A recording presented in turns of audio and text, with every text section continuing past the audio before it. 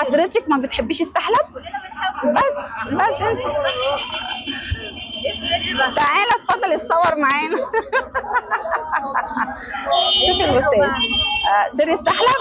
لا، ما انا قلت لك السر بقى مع استاذ محمود.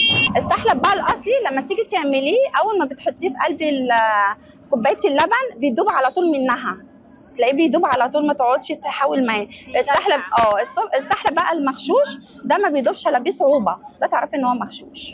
والمغشوش بايه بقى؟ يعني بقى برز اللي بيقولوا عليه ده، وحاجات كده داخليه كده بيدخلوها احنا ما نعرفش عنها. ولو انت عايزه تعمليه في الصيف ساقع ماشي، زيه زي اي حاجه، زي اي حاجه ساقعه.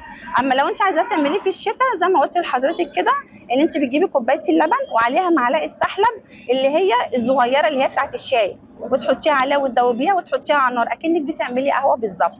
اول ما تلاقيه بيفور كده تقومي صباه وهتحسي بمتعه جميله. يعني احنا كان عندنا اول ما بدانا، يعني استاذ محمود كان بيعمل بالقشطه، دلوقتي عمل الاطعمه دي. يعني كل واحد بيجي يقول لك ايه، انا عايز بالبندق وعايز معاه بالقشطه كمان، انا عايز بالشوكولاته، بس كل واحد بياخد طعم ومعاه يدخل معاه ابو قشطه كمان، عشان هو ده ابو قشطه ده من ساعتها وهو داخل في دماغ الناس قوي.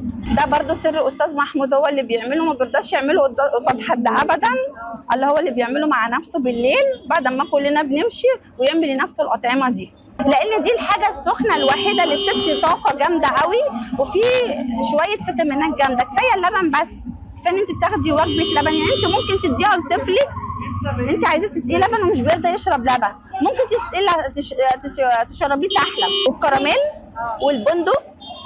يعني انت عندك مشروب البندق ده مفيش حد خد منه، وخش على الصفحه بتاعتنا والتعليقات وشوفي هيقولوا لك ايه. البندق ده حاجه خياليه.